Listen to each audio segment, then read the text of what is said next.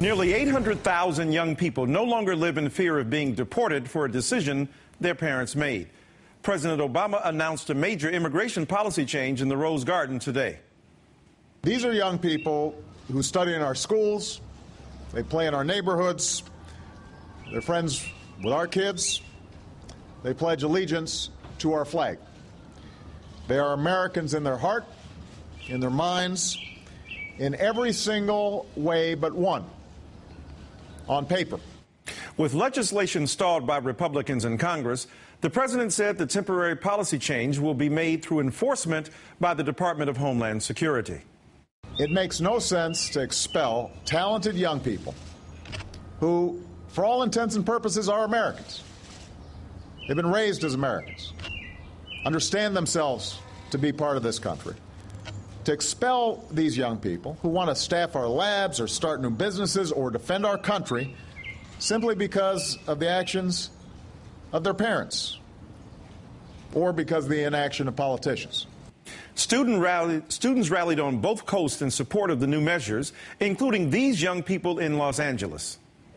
For me, it means that he finally is taking the right step forward, that he's responding in the way that we've been wanting him to respond, and that he's listening, and that we are now full of hope. We've been fighting for so long, so it's really a surreal moment right now that we're living through. So it's a policy change, so hopefully they follow through with it. But not everyone had a positive reaction, including one person who was in the Rose Garden. It is the right thing to do. Excuse me, sir. It's not time for questions, sir. Not while I'm speaking. The conservative heckler in the audience was a writer for the right-wing website, The Daily Caller.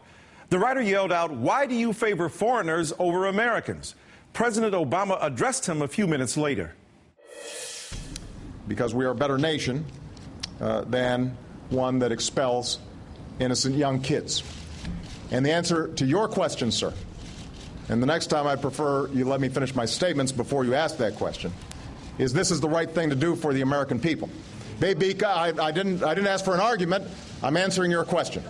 It is the right thing to do for the American people, and here's why. Here's the reason. Because these young people are going to make extraordinary contributions and are already making contributions to our society. I'll have more on this stunning display later in the show. But first, we should note Mitt Romney's reaction to the president's latest move. I think the action that the president took today makes it more difficult to reach that long-term solution because an executive order is, of course, just a short-term matter. It can be reversed by subsequent presidents. I'd like to see legislation that deals with this issue, and I happen to agree with Marco Rubio as he looked at this issue.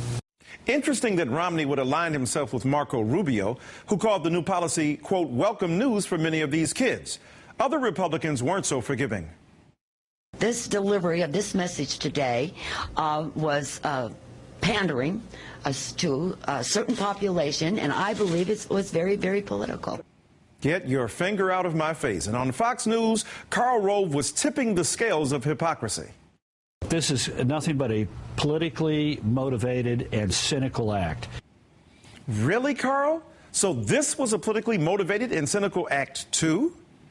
I believe in the idea of amnesty for those who have put down roots and who have lived here, even though some time back they may have entered illegally.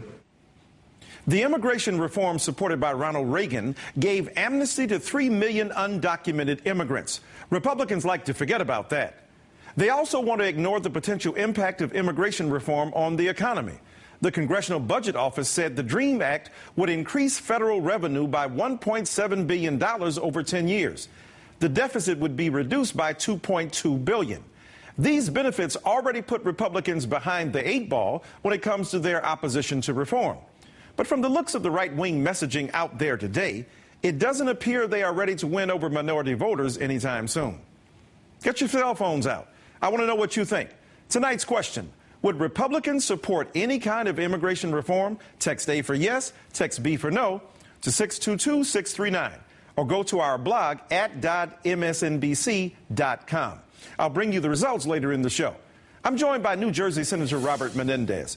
What's your reaction, first of all, Senator, to the president's announcement?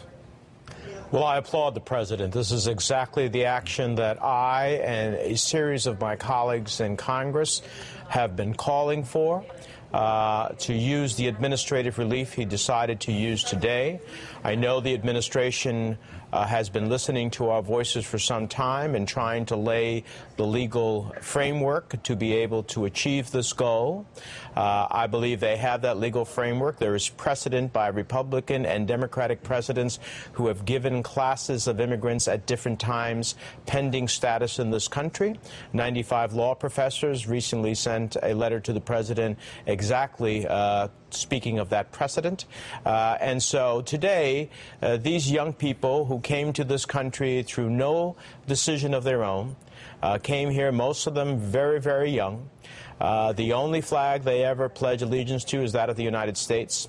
The only national anthem they know is the Star-Spangled Banner. Have an opportunity to further contribute to America and to do so in a way that can both help us intellectually. I've met so many of these students from my own home state.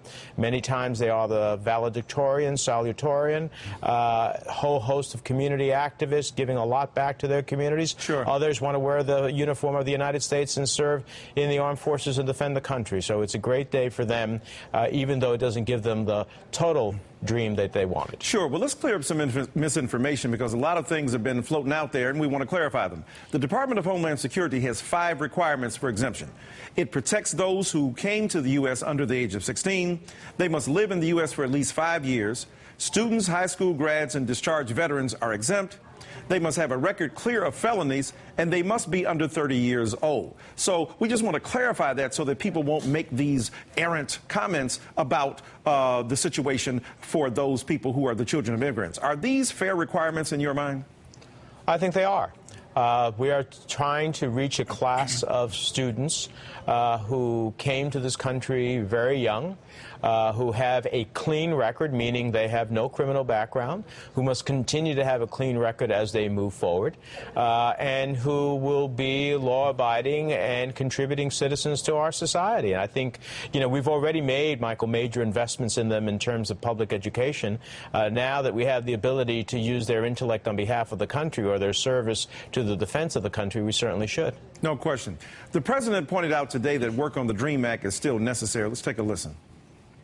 Precisely because this is temporary, Congress needs to act.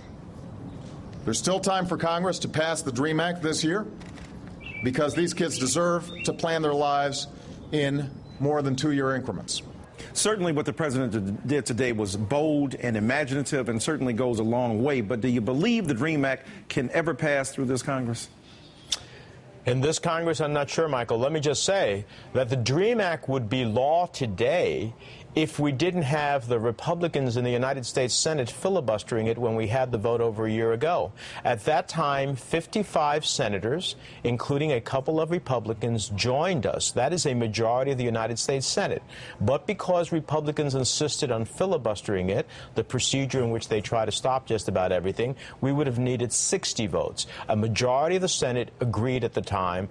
So it's Republicans that have stopped this. And that's why I laugh when I see Mitt Romney saying a lack of leadership. It's his party that has shown a lack of leadership in this regard, and whose language is so punitive as it relates to the immigrant and Latino community in this country that I'm not surprised the polls read what they do. All right, Senator Robert Menendez, thank you so much for your time. Great to be with you. Now let's turn to Chuck Rocha, Executive Director of the American Worker Latino Project. Mr. Rocha, thanks for coming on. Thanks, what does today mean for young people who were living in fear of deportation? Give us an existential kind of sense of what that means to them in their hearts and in their minds.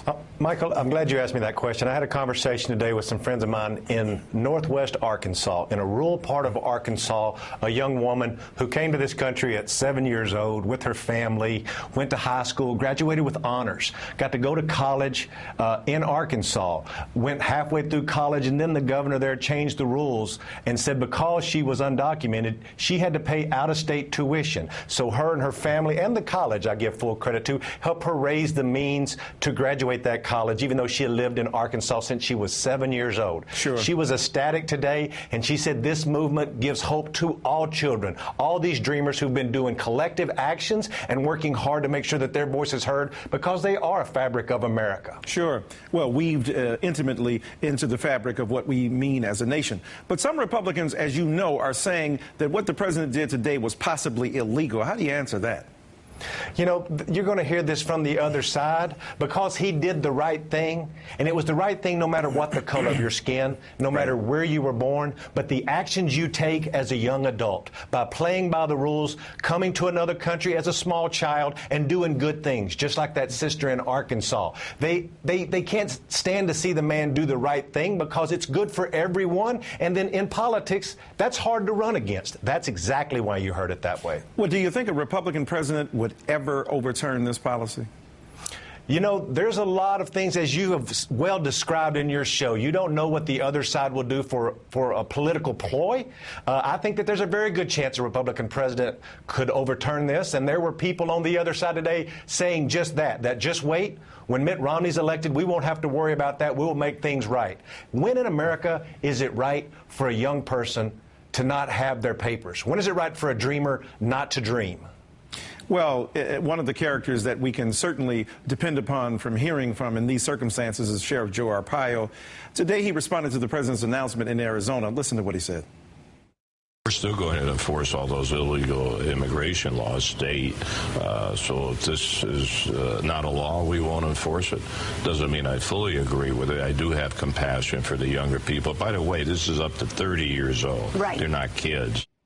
That intransigence is just remarkable. Are you concerned that local law enforcers like Joe Arpaio won't cooperate with Homeland Security? I think what you're going to see across the country is you're going to see community action. Now these dreamers get to come out of the shadows. They get to come out and say, we are here. You need to hear us. And then you're going to see people like me who were born in America, who are U.S. citizens, who are voters, who are going to hold accountable these politicians and these sheriffs and these elected leaders who want to stand against us and make sure that we do the right thing by making sure that we vote, make sure that we're informed, and make sure that there are repercussions for statements just like you just heard. All right, Chuck Rocha, thank you so much for your time tonight. Thank you, Michael. Remember to answer tonight's question there at the bottom of the screen and share your thoughts on Twitter @EdShow. We want to know what you think. Today's incident of disrespect toward the president is part of a much larger problem he's been experiencing for years.